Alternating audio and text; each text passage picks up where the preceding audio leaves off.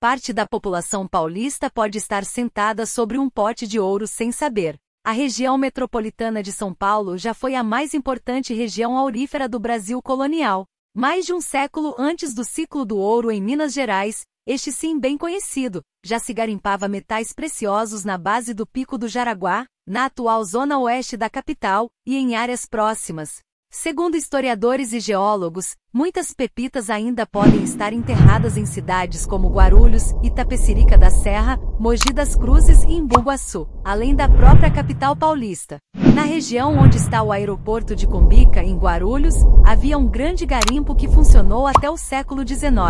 Em Iguape, no sul do estado de São Paulo, a atividade mineradora era tão grande que no século XVI, havia uma casa de fundição nos mesmos moldes da instalada tempos depois em Ouro Preto, durante o ciclo do ouro em Minas Gerais, no século XVIII. A mineração do ouro no Brasil começou em São Paulo, e não em Minas Gerais, como acreditam muitas pessoas, explica o arquiteto Nestor Goulart Reis, professor titular da Faculdade de Arquitetura da Universidade de São Paulo, FAUSP, e um dos mais respeitados especialistas em história do urbanismo do país. Autor do livro As Minas de Ouro e a Formação das Capitanias do Sul, Goulart Reis fez um levantamento de mais de 150 minas de ouro descobertas a partir de meados do século XVI e localizadas entre São Paulo e o norte de Santa Catarina. Exploração de mão de obra. Algumas jazidas, como a de Embu-Guaçu, pertenciam aos padres jesuítas que, assim como outros mineradores portugueses e brasileiros da época, contratavam índios para explorá-las em troca de objetos como facas, anzóis, machados, utensílios domésticos e outros materiais úteis às tribos. Essa história de que os índios eram apenas escravos não é verdadeira. Eles ganhavam para trabalhar, que destaca a participação paulista na produção do minério. Entre 1600 e 1820, foram produzidas na província de São Paulo um total de 4.650 arrobas de ouro. Os números referem-se apenas ao minério registrado pela coroa portuguesa para a cobrança de impostos, o quinto. É pouco quando comparada à produção de ouro em Minas Gerais durante o ciclo do ouro, 35.687 arrobas, entre 1700 e 1820. Mas é superior à produção total de Mato Grosso, 3.187 arrobas, entre 1721 e 1820, e metade de Goiás, 9.212 arrobas, entre 1720 e 1730. Se os paulistas não ganham em quantidade, podem se orgulhar do pioneirismo. Os primeiros registros começaram logo após a fundação de São Vicente em 1532. Em cartas enviadas à coroa, os portugueses da colônia e os jesuítas falavam sobre as Itaberabas, pedras que brilham, em Tupi, trazidas pelos índios. Hoje, Itaberaba é nome de uma importante avenida na zona norte de São Paulo. A mineração se espalha. Em 1562, o fundador da vila de Santos, Brás Cubas, também citou a possível existência de ouro no vilarejo de Piratininga, a cerca de 30 léguas do litoral mato adentro. Os primeiros exploradores do ouro do Jaraguá teriam sido o português Afonso Sardinha, o velho, e seu filho, Afonso Sardinha, o moço.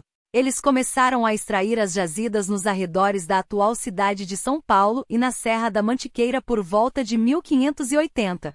É possível que a própria fundação de São Vicente esteja relacionada com indícios da existência de minas de ouro. Esses indícios teriam sido revelados pelos índios que desciam do Planalto ao litoral, diz o pesquisador em geologia Carlos Cornejo, um dos autores do livro Minerais e Pedras Preciosas do Brasil, um calhamaço de mais de 700 páginas sobre mineração no Brasil desde os primórdios da colonização.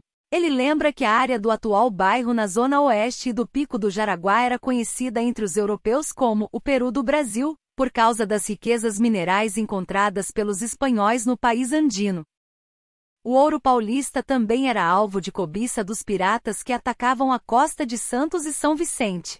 Por que motivo os corsários iriam se interessar em atacar o litoral paulista? Com certeza não era pela cana-de-açúcar, diz Cornejo. Não era mesmo.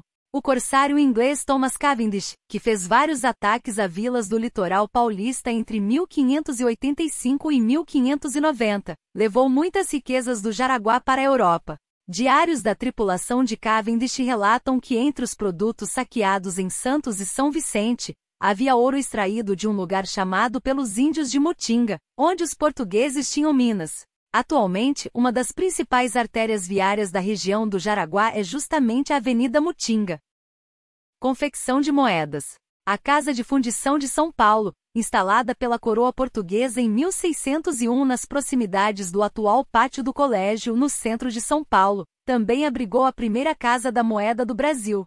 Essa rudimentar Casa da Moeda antecedeu a de Salvador, fundada em 1694, e que se transformou na atual Casa da Moeda do Brasil. As moedas paulistas eram feitas com autorização do governo de Portugal para suprir a circulação de dinheiro na isolada vila de Piratininga.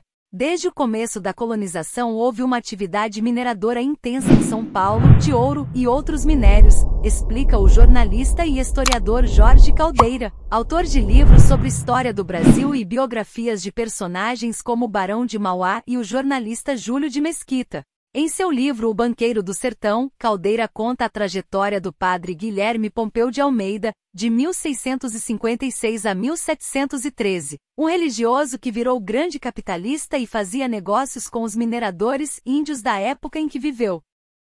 Com certeza há ouro em terras paulistas, concorda Goulart Reis. Mas isso não deve despertar a cobiça dos eventuais exploradores que resolverem abrir buracos no próprio quintal. Diante das complexas dificuldades de mineração na profundidade do solo, não haveria qualquer viabilidade econômica nesse tipo de atividade hoje em dia, mesmo em grande escala, completa o professor da FAUSP.